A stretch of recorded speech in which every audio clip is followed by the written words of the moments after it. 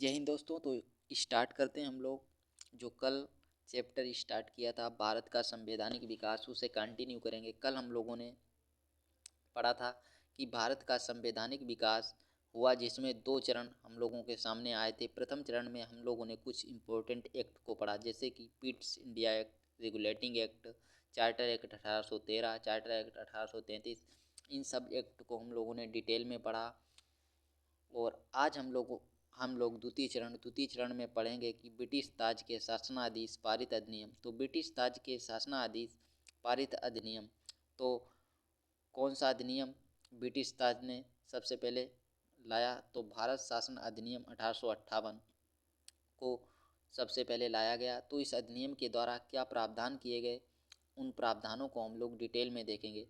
तो सबसे पहले प्रावधान किया गया कि भारतीय शासन का जो नियंत्रण था वो ब्रिटिश ईस्ट इंडिया कंपनी से छीनकर ब्रिटिश राजमुकुट यानी ब्रिटिश क्राउन को दिया गया। नेक्स्ट प्रावधान किया गया कि भारत राज्य सचिव, board of director, board of control, दोनों के जो समस्त अधिकार होते थे उन अधिकारों को भारत राज्य सचिव को दिया गया। कहने का मतलब ये है कि बोर्ड ऑफ डायरेक्टर और बोर्ड ऑफ कंट्रोल, ये दोनों के अधिकार, इन दोनों के अधिकार जो थे वो भारत राज्य सचिव को दे दिए गए। किस अधिनियम के द्वारा? भारत शासन अधिनियम 1858 के द्वारा। नेक्स्ट प्रावधान है भारत के गवर्नर जनरल का नया नाम, यानी जो भारत का गवर्नर जनरल होता था उसका नया नाम व्यास राय रखा गया और प्रथम व्यास राय लॉर्ड कैनिंग को बनाया गया। जो व्यास राय होता था वो भारत में ब्रिटिश काउंट का प्रत्यक्ष प्रतिनिधि होता था, यानी ब्रिटिश काउंट का प्रत्यक्ष प्रतिनिधि होता था। कौन? व्यास राय। तो नेक्स्ट अधिनियम को देखेंगे। नेक्स्ट अधिनियम है भारत परिषद अधिनियम 1861। देखिए फ्रेंड्स, ये अधिनियम बहुत ही इम्पोर्टेंट है। यहाँ से क्वेश्चन बनता ही है, चाहे यूपी पीसीएस हो, चाहे यूपी पीसीएस आरओ एआरओ हो, चाहे एसएससी हो, चाहे रेलवे। ये चैप्टर इतना इम्पोर्टेंट है कि यहाँ से क्वेश्चन बनते ही है। देखिए कैसे क्वेश्चन बनेगा वो भी मैं आप लोगों को बताऊंगा। तो नेक्स्ट है भारत परिषद अधिनियम 1861। तो इसमें क्या प्रावधान किए गए थे? तो प्रावधान किया गया कि अध्यादेश जारी करने की शक्ति व्यास राय को। देखिए क्वेश्चन ऐसे बनेगा कि किस अधिनियम के द्वारा व्यास राय को अध्यादेश जारी करने की शक्ति मिली? तो भारत परिषद अधिनियम 1861 के द्वारा व्यास राय को अध्यादेश जारी करने की शक्ति मिली। नेक्स्ट है राज्य विधान परिषदों का गठन किया गया। क्वेश्चन बनेगा कि किस अधिनियम के द्वारा राज्य विधान परिषदों का गठन किया गया? तो आंसर होगा भारत परिषद अधिनियम 1861 के द्वारा। नेक्स्ट है विभागीय पोर्टफोलियो प्रणाली को मान्यता मिली। यहाँ से भी क्वेश्चन पूछा गया है, कई बार क्वेश्चन पूछा गया है, बार बार रिपीट होता है कि विभागीय प्रणाली या पोर्टफोलियो प्रणाली को मान्यता किस अधिनियम के द्वारा मिली? तो भारत परिषद अधिनियम 1861 के द्वारा मिली। तो फ्रेंड्स ये बहुत ही इम्पोर्टेंट है, इसको आप लोग याद रखिएगा। तो नेक्स्ट प्रावधान है व्यास राय को कार्यकारी परिषद में भारतीयों को गैर सरकारी के रूप सदस्यों के रूप में मनोनीत करने का अधिकार मिला। यानी व्यास राय अगर चाहता तो कार्यकारी परिषद में भारतीयों को गैर सरकारी सदस्यों के रूप में मनोनीत कर सकता था। किस अधिनियम के द्वारा? भारत परिषद अधिनियम 1861 के द्वारा। नेक्स्ट है बम्बई और मद्रास और बम्बई जो प्रेसिडेंसियाँ थीं को विधायी शक्तियाँ देकर विकेंद्रीकरण की शुरुआत की गई। यानी इस अधिनियम के द्वारा ही मद्रास और बम्बई दोनों प्रेसिडेंसियों को विधायी शक्तियाँ दी गईं। तो क्वेश्चन बनेगा किस अधिनियम के द्वारा मद्रास और बम्बई प्रेसिडेंसियों को विधायी शक्तियाँ मिली? तो आप लोगों का आंसर होगा कि भारत परिषद अधिनियम 1861 के द्वारा। नेक्स्ट अधिनियम है भारत परिषद अधिनियम 1892। भारत परिषद अधिनियम 1892, इसके द्वारा क्या प्रावधान किए गए?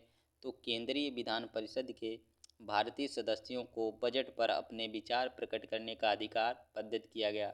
किसको? केंद्रीय विधान परिषद के भारतीय सदस्य को बजट पर अपने विचार प्रकट करने का अधिकार प्रदत्त। यानी जो केंद्रीय विधान परिषद थी उसमें जो भारतीय सदस्य थे, अब वो बजट पर अपने विचार प्रकट कर सकते थे। किस अधिनियम के द्वारा ये किया गया? तो भारत परिषद अधिनियम 1892 के द्वारा ये शक्ति मिली। तो याद रखिएगा। नेक्स्ट है सार्वजनिक हित के मामले में, सार्वजनिक हित के मामलों में केंद्रीय विधान परिषद के भारतीय सदस्यों को 6 दिन की पूर्व सूचना देकर प्रश्न पूछने का अधिकार प्रदत्त। यानी भारतीय जो सदस्य थे वो 6 दिन की पूर्व सूचना देकर प्रश्न पूछने का अधिकार प्रदत्त किया गया। यानी अब जो भारतीय सदस्य थे वो 6 दिन की सूचना देकर, मतलब पहले 6 दिन सूचना दे देते कि 6 दिन के बाद और फिर अपने प्रश्नों को पूछ सकते थे। लेकिन यहाँ पे नोट में याद रखिएगा, पूरक प्रश्न पूछने तथा मतदान का अधिकार नहीं। यानी पूरक प्रश्न नहीं पूछ सकते थे। नेक्स्ट है सीमित अर्थों में निर्वाचन पद्धति का आरंभ हुआ। सीमित अर्थों में निर्वाचन पद्धति का आरंभ हुआ। क्वेश्चन बनेगा फ्रेंड्स, क्वेश्चन कैसे बनेगा वो भी मैं आप लोगों को बताता हूँ। तो देखिए क्वेश्चन ऐसे बनेगा, किस अधिनियम के द्वारा या किस अधिनियम के द्वारा सीमित अर्थों में निर्वाचन पद्धति का आरंभ हुआ? तो भारत परिषद अधिनियम 1892 के द्वारा 1892 के द्वारा सीमित अर्थों में निर्वाचन पद्धति का आरंभ हुआ। नेक्स्ट पे चलेंगे। नेक्स्ट है भारत परिषद अधिनियम 1909। भारत परिषद अधिनियम 1909, इसके द्वारा क्या प्रावधान किए गए उनको हम डिटेल में देखते हैं। तो एक है ब्रिटिश भारत में सर्वप्रथम सांप्रदायिक निर्वाचन या पृथक निर्वाचन के अंतर्गत मुसलमानों को शामिल किया गया। यानी क्वेश्चन यहाँ से बना है, कई बार पूछा गया है। क्वेश्चन ऐसे बना है कि सांप्रदायिक निर्वाचन प्रणाली की शुरुआत किस अधिनियम के द्वारा हुई? तो कौन सा अधिनियम है? भारत परिषद अधिनियम 1909 के द्वारा सांप्रदायिक निर्वाचन प्रणाली की शुरुआत हुई। नेक्स्ट है इसके तहत व्यास राय की कार्यकारी परिषद में सर्वप्रथम किसी भारतीय सत्येंद्र प्रसाद सिन्हा को शामिल किया गया।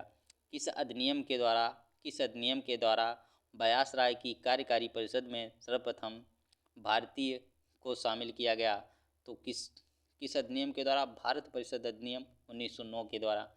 देखिए फ्रेंड्स, मैं आप लोगों को क्वेश्चन भी बताते जा रहा हूँ कि किस तरीके से क्वेश्चन बन सकते हैं और किस तरीके से क्वेश्चन बने हैं। अगर आप लोगों को यकीन नहीं होता तो आप लोग घटना चक्र की बुक को उठाकर देखिए और उसमें क्वेश्चनों को देखिए।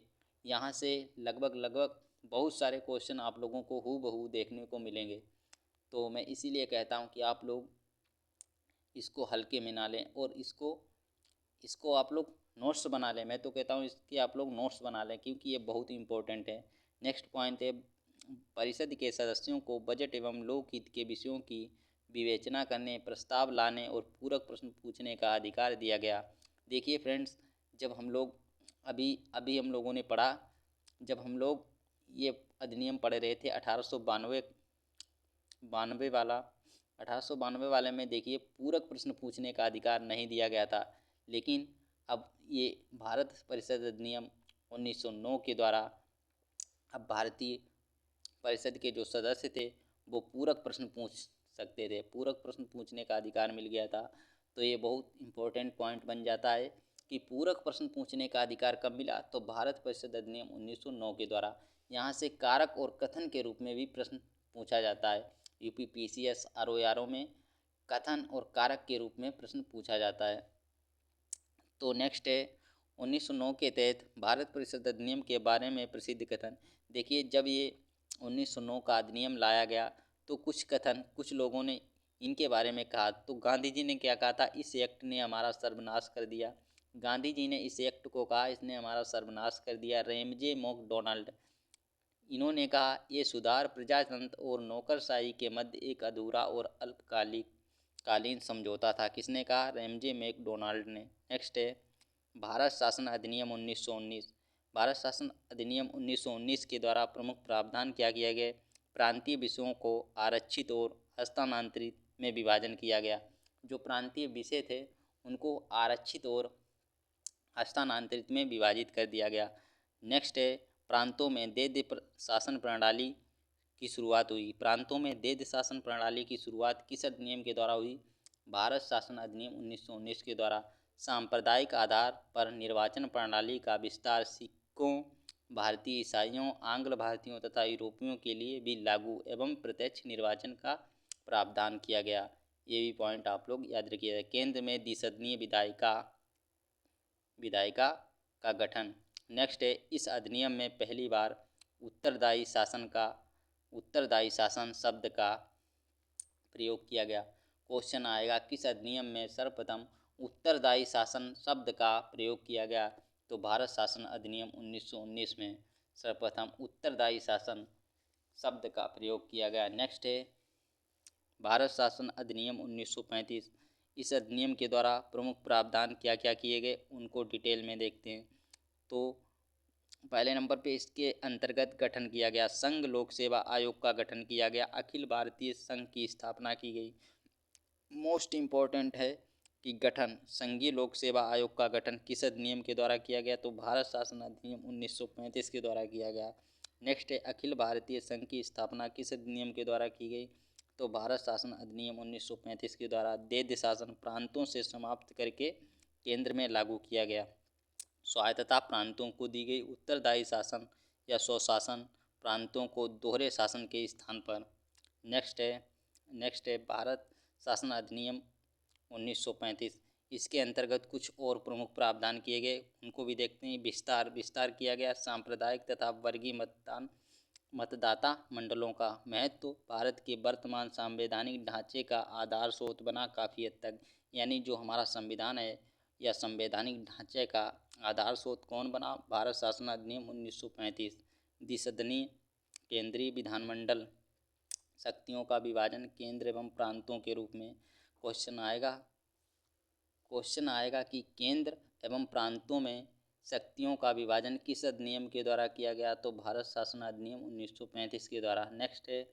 नेक्स्ट है इसके अंतर्गत फेडरल न्यायालय की स्थापना की गई 1937 में।